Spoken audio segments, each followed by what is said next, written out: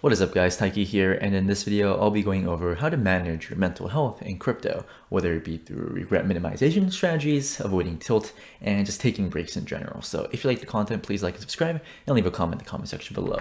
None of this is financial advice. I feel like, the mental health, I guess those two words are kind of taboo, especially, in crypto, right? It's like it's filled by like toxic tech bros and like finance bros. But I feel like it should be something that people do talk about, right? And I'm not even talking about like depression, right? I'm just more talking about just being stressed, because if your brain isn't at your A game, then you might not be making the most optimal decisions. And when you're like dealing, when you're moving money around, right? If it's like any significant amount of sums of money, then you want to make sure that your headspace is in the right place, right? And like I'm not gonna sugarcoat it, right? Like I'm not like a macho man, right? I'm a softie, right? Like look at these photos. Like I love my pug, right? I'm suffocating him with all my love, just my full body weight on him. Hopefully he doesn't suffocate. And how can I not? Like he's so cute, right? In a bear market, I'm gonna start making these types of content, right? Because like it's not like anyone's clicking my videos. And like I don't run ads either, so like I'll talk about pugs. And did you know pugs? At least my pug has 8 nibbles, like 8 nibbles, right? You can see 4 here, and then there's 4 under my hand, right? And yes, it's a male pug, right? Thank you for asking. So that's okay. So back to the topic at hand, right? The reason you clicked on this video, if you even clicked on this video, like I mentioned, like if you're dealing with money, right? Like you don't want to be making like B tier decisions, right? C tier decisions. You want to be making A tier decisions, right? And one mistake, and you can be out of the game forever. I've seen a lot of people. Maybe they were sleep deprived, but they clicked a couple wrong buttons, lost a bunch of money. Like using hardware wallets, right? That's really important, and like checking for liquidity, slippage, all that. All it takes is one mistake, and you could be out of the game forever, right? And that's why risk management and getting good sleep and all that is really important, right? Because you want to protect downside. You do want to protect your downside, because if you are bullish the industry and crypto, like you don't have to make all your gains. You don't have to become a millionaire in the next month. Like why not? Like I mean, I don't know if anyone can become a millionaire, to be honest. But if you have those ambitions, like why not have like a long-term sustainable goal, right? Like maybe over the course of like 5 years or something, or like whatever, right? Maybe that's even unrealistic. But the point is like don't focus on like, oh yeah, I want to 10x my money in a few months. Just focus on, okay, I'm just gonna keep making good decisions, what I think are good decisions, and over time, if I am making good decisions, right, and I'm not like completely, like a pleb, right, like I should make money, right, or at least that's the hope, that's the dream. And crypto is even more tolling on your brain, right, and mental health in general, because it's a 24/7 market, right? At least in the stock market, you can like it's only like during the weekday, it's only open, like it's open less than 8 hours, right? The stock market, so you can like you can stress out when the markets are open, and then after the markets close, it's like, okay, like I'm gonna go out, enjoy a drink with my friends, right? Like that's what the TradFi people do. But crypto, it's like, oh my god, I have to be on Twitter all day, and every time you're on social media, you're faced with a bunch of like information, right? Choice overload. Buy this, sell that, ape this, you're still early, oh no, you're dumb, you're late, why didn't you sell, did you buy, like it's all these types of market commentary, and like to be honest, like I'm guilty of this too, right, in the past, but I do think it's important to maybe sometimes take a break, right? Because 24/7 markets, it's brutal, right? Like I mean, this is my job, right? And I like I have a YouTube channel, I have a business. So like I have to be in the game, almost 7 days a week. But if you're in the markets, right, and you feel tired, there's nothing wrong with taking a few days, right? Spend a weekend with your family, with your friends. I mean, the world's opening up, so might as well, right? Might as well. Right, and like maybe unsubscribe to these types of people, right? That's also good for the mental health. And the concept of like compounding mistakes, it's the easiest way to go on tilt, right? Tilt is when you're like upset at yourself, or you're angry at the world, for like whatever reason, right? And you just like can't think properly, right? And when you can't think properly, then you're just gonna like lose money on average, right? This is a term for like in poker, right? Even like the best poker players can go on tilt. And if you hear about people that like lost all their money, it's because they went on tilt, they risked too much that they were willing to lose, and one thing lead to another, and they're out of money. they're out of money, right? You don't want to go into that negative feedback loop. And kind of pivoting into, I'll still give like market commentary, right? This is a crypto channel after all. But something that you should understand is think about capital flows. Okay, just think about capital flows, because when there's a bunch of new money coming in every single day, that's a bull market, right? You can just buy anything and it'll go up, right? Because people after you will buy or something. But when there's not new money coming to the space, you should understand that, hey, like who's buying after you, right? Like I don't know, and also like all these tokens, like they're super inflationary, right? So like, even if there are like no new sellers, or like like if even if there are like isn't like new additional selling pressure, if the token inflation is going up, then the average price of your token will go down, right? So you always have to be second guessing yourself, right? Whether you have a thesis, right? Maybe you bought something, I don't know, like a year ago because of like whatever reason, but like you're still bag holding, like why are you even holding that? But anyways, you check my YouTube metrics, right? It's just like, this is abysmal, right? I mean, like what the hell, right? It's not like I'm making like less videos, right? Maybe I don't like use like crazy thumbnails, and maybe people like stop watching after I talk about pugs having 8 nipples, which is totally understandable. But I can do whatever I want. This is a pug channel now. There's like, what is this, right? There's no new interest, and I don't think we'll ever get back to like April and May levels, right? This was a crazy mania, and I don't think we'll ever see these types of conditions, at least in the foreseeable future.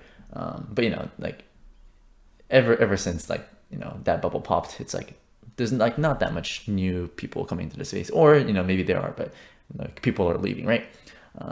Which is it happens, right? It happens. People lose money, they just leave, right? They just think crypto is a scam. And if no new capital is coming in, and you're trying to play like momentum plays, right? And this is something some mistakes I've made in the past month or so, where like we're definitely not in this like momentum market, but I try to make like some momentum plays, and I kind of got burnt on that. And it is what it is. You learn from your mistakes, and like, okay, like we are not in a momentum market, let's look for value, right? And that's kind of how I'm approaching it. But being cognizant of early versus late. If we're in this type of environment, then like playing pumpamentals, short-term pumpamentals based off of like random I don't know, like random narratives might not work out, right? It might work out, right? I'm just making broad generalizations, but you know what I'm talking about. Yeah, and in bull markets you can just buy anything, it'll go up. It'll just go up. But in a sideways market, right? And I don't like the term PvP anymore. But I think it's like the easiest way to demonstrate what I'm talking about. But in these types of markets, where like no new capital inflows, like if someone's talking about it, right, or you see like 20 people talking about it on social media, then like what are the chances that you're early, right? Chances, like odds are you're no longer early, right? And like and also like this goes for my channel too, right? Like if there's like sorry, my buddy, calm down. If anyways, I lost my train of thought. Let's kind of keep going, and hopefully my dog calms down. It doesn't mean that these momentum plays can't work, but if it's a pure hype play, then the pump is less likely to be sustainable, right? And this is just something important to think about, right? It doesn't mean it can't pump, but on average, right, we're just in different market conditions. And like I mentioned, I'm making generalizations, and if the project is cheap, if it has fundamentals, right, then maybe it has legs. But just be aware of the type of environment that we're in, right? And I think it'll help you navigate the markets a lot better. And let's go over regret minimization, right? And I kind of like this idea because I often talk about expected value, right? And expected value is a mathematical equation where like if I'm a robot, I'm just like continuously making mathematically mathematical bets that have a positive expected value, and over time, you know, I should make money. And regret minimization kind of goes against that, right? But you know, like we are human after all, right? Like even despite my poker background, like, you know, I still have emotions, right? And, you know, I still do feel something, right? If I lose money, even though like, you know, my brain and my emotions are like trained to not go on tilt and whatnot. And it kind of goes, I mean, this is like the simplified approach, and I'll kind of deep dive into like the specifics, but you know, the framework is like, will I regret not doing this in like 5 years? Yes, then do it, right? Who cares, right? If you fail at it, right? And if you're not gonna regret it, like, then don't do it, right? I mean, this is obvious. Let's kind of go further into like crypto, right? Regret minimization in crypto. And I think in crypto, there's two types of regrets, you know, and everyone can relate with this. I hope. One type of regret is you buy something and it dumps, right? It's like, oh my god, damn it, they got me again, right? They got me again, right? And the second type of regret is you either sell something or you don't buy something and it pumps. It's like, oh my god, I knew I should have bought, right? It's that feeling, damn it, I should have bought, right? And I think you know, these two types of regrets, it kind of hit different parts of the brain, right? But you know, I think these two types of regrets, it hits you differently in bull and bear markets. And the question you should ask yourself is, which hurts more? This kind of depends on your personality and portfolio, right? Like if you're super exposed, then like, you know, the first type of scenario hurts a lot more, right? And you know, if you're like a super risk averse person, then, you know, obviously maybe you don't take enough risk and, you know, you just keep missing things, but that's totally fine, right? I mean, the goal isn't to catch everything. The goal is to just make money over time, right? And there are many different ways to do that. So let's kind of give mathematical examples, right? And let's kind of relate it to this market environment. So, you know, 10%, you know, that's a pretty aggressive play. But let's just say you do bet 10% on a play, just so you know, we can use round numbers. And there's two scenarios. Scenario A is that thing goes down 20%, right? And you lose 2% of the portfolio. Scenario B is that thing goes up 20% and your portfolio increases by roughly 2%, right? Because how math works. You know, like which scenario, right? And assume that, you know, there's a 50-50 chance of both things happening, right? Like, what are you going to regret more, right? Scenario A or scenario B? And I argue that, you know, in this type of market, right, when like, you know, retail interest for crypto is low. So if you're watching this video, then like congratulations, right? Congratulations, you're in it for the long haul. In this type of market, I think scenario A will hurt me more than scenario B, right? Like, because the name of the game right now is capital preservation. You just like don't want to get wrecked, right? You just want to survive. You want to get to the other side of this, and you know, it is what it is. You know, if we are in like a raging bull market, right? So like fast, like, or like back, like go back to like, I don't know, September or something, right? September, like everything was pumping, right? Scenario A is whatever, right? Like you buy something, yeah, like let's say you buy something in a raging bull market, it dumps. It's like whatever, right? You just buy something else and it pumps, right? Like scenario A doesn't matter in a raging bull market, but in a slow, choppy, sideways, bearish market, then scenario A, you know, that hurts a lot more, right? You just kind of have to understand these things and be self-aware with what you're willing to risk, what you're willing to lose, and what you're willing to gain. And, you know, I've been saying this for some time now, and I think in this market, I think avoiding downside should be preferred over trying to catch every pump. And if you're good at catching pumps, then go for it, right? It's your money, right? I'm not like clicking buttons for you. You can do whatever the hell you want. But me personally, I'm taking on less risk. I've had hedges on. I've had stablecoin stacks, right? And I don't think I played the markets the best way that I could, but you know, it is what it is, and I'm happy with where I'm at compared to like 6 months ago, right? Like if you told me 6 months ago that I would have be allocated this way and have this much, I guess, dollar value, I guess it's like, okay, like I'm okay with that. And yeah, we can't dwell on the past, and we just keep moving forward. Let's kind of go over some methods of regret minimization, and maybe this will apply to you. So I think one is bet sizing, right? You know, if you just want to have less regrets, you know, for new plays, maybe like bet 1 to 2%, right, on your portfolio rather than like 3 to 5%. Obviously, this depends on like what chain you're on, and like whatever the hell you're buying. But you know, I think stacking small wins it's fine, right? And just be happy by preventing mid-sized losses. Okay, this is one simple way.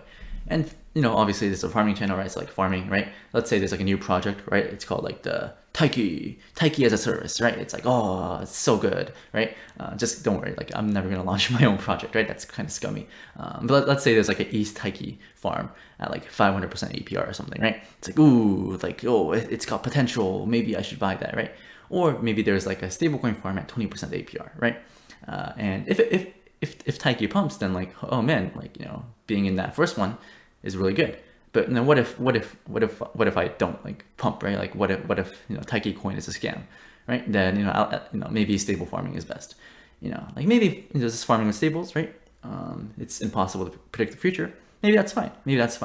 Right? And things are all only obvious in hindsight. But it's all about managing risk. Next, hedging, right? Let's say you just buy like 10K worth of like some random altcoin, right? Let's call it XYZ. Maybe when you buy that, maybe you short $5,000 worth of ETH to mute volatility in your portfolio. Like, at this juncture, right? Like 90% of crypto is correlated with one another. So like if ETH pumps, then maybe your altcoin pumps. If ETH dumps, your altcoin probably dumps a lot harder. So maybe you just like mute volatility, right? With your portfolio, right? So let's say you buy 10K worth of XYZ, you borrow $10,000 worth of ETH on Aave or some random like money market you trust, and then you sell half of your ETH for USDC, and then you enter an LP farm, right? That's totally fine. And this is kind of what I'm doing in my portfolio, right? I mean, go back to my videos, I'll go over hedging strategies. And I think, obviously taking time off, right? If you just like don't stare at the screen for a few days, like what are you even missing, right? Like there's definitely crypto drama, right? Crypto Twitter, right? You have a bunch of like like I don't know, like bros like fighting each other, dick measuring contests, right? If you, it's like whatever. Micro pumps, right? Like who cares, right? There's always going to be the next pump, right? You don't have to catch every single pump on that given day. And I'll be here, right? Whether you like it or not, I'll still be making these videos.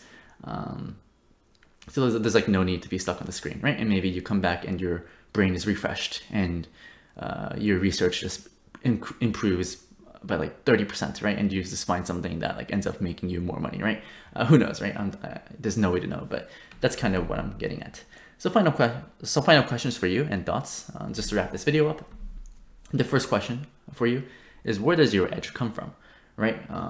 Maybe your edge comes from trading. Maybe your edge comes from shorting things. Maybe your edge comes from, I don't know, like finding like random farms on like new chain. Like I don't know, like where does your edge come from? Right? Because my edge is different from your edge, and your edge is different from, I don't know, like like Elon for 2069 guy on like Reddit or something, right? You want to find your edge. Like where does your EV come from, essentially, right? Where does your expected value come from? And just attack that, right? Second is like making mistakes is part of the learning process. This is from a book called The Mental Game of Poker by, I believe, Mr. Tendler. You just have to be okay with making mistakes. It's part of the learning process. I've made so many mistakes in my crypto career, and the important thing is that I've learned from it, right? I've learned from every single one of my mistakes, and it makes me stronger, hopefully, right? Hopefully, I cross my fingers. Lastly, money lost is an investment in my edge that yields a return over time. I think this is a better way to frame like your mistakes, right? Or whenever you lose money, right? It's like, okay, I lost that many dollars. I don't know what I was doing. It's okay. Like now I know to not do this, not do that, and focus on this, right? Or something like whatever, right? And yeah, just let that constantly be a reminder.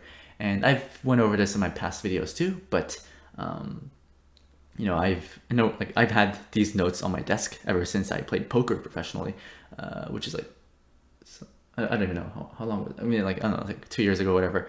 Right? It's just like it's just on my desk. I know it's not the prettiest, right? It's literally Post-it note and tape.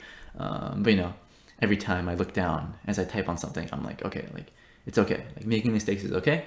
Like where does my EV come from, right? Expected value. Where does that come from? And yeah, that's kind of how I think about it. So thank you guys for watching. Hope you enjoyed the video. My pug has been here this entire time. Let's have him dance for us. He's very sleepy actually, so you can probably see that in the face.